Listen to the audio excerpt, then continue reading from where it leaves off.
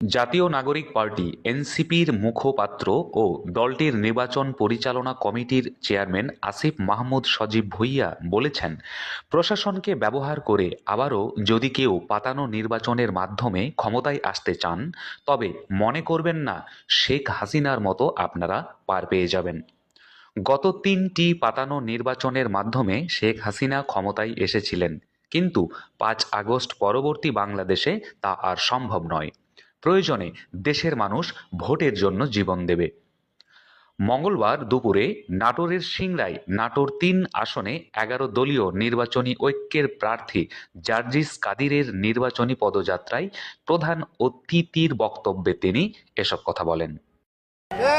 যদি আমরা ঐক্যবদ্ধ হয়ে কাজ না করি, তাহলে 12 ফেব্রুয়ারির পর ওই চাঁদাবাজ, ওই লুটেরারা আমাদের অনেকের সুযোগ নিয়ে যদি নির্বাচিত হয়ে আসতে পারে, তাহলে আগামী 5 বছর কেউ শান্তিতে বসবাস করতে পারবেন না। সুতরাং রাজনৈতিক কর্মী হিসেবে আমাদের সকলের দায়িত্ব নিজ নিজ আসনে যাকে প্রার্থী হিসেবে মনোনয়ন দেওয়া হয়েছে তাকে নির্বাচিত করার জন্য সর্বোচ্চ পরিশ্রম করা।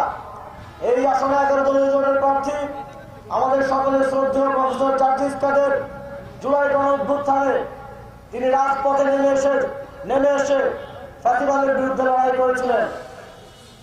তিনি একজন শিক্ষক হয়ে তার ছাত্রদের পাশে এসে দাঁড়িয়েছিলেন। এখন সময় আমাদের তার পাশে দাঁড়ানোর।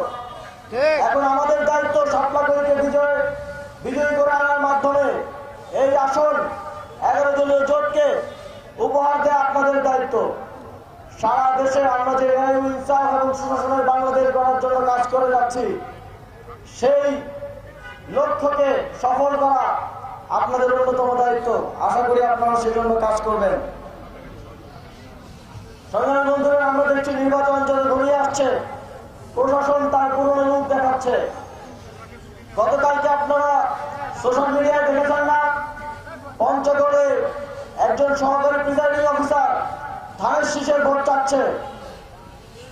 আমরা মনে করি এটা গণতন্ত্রের জন্য অত্যন্ত হুমকি স্বরূপ।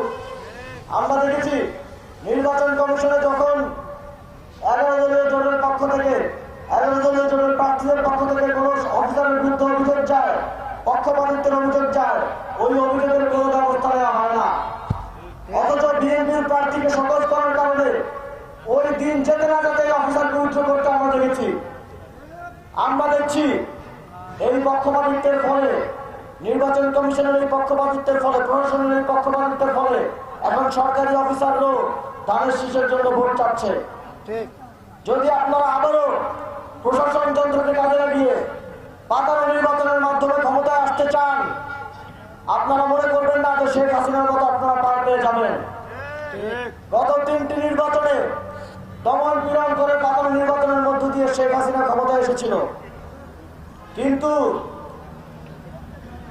5ই আগস্ট পরবর্তী বাংলাদেশে যেই বাংলাদেশের মানুষ শেখ হাসিনাকে তাড়ানোর জন্য রক্ত দিয়েছে, আপনাদের সন্তানরা মুক্তির জন্য জীবন দিয়েছে রাজপথে, সেই বাংলাদেশের মানুষ প্রয়োজনে ভোটের জন্য জীবন দিবে।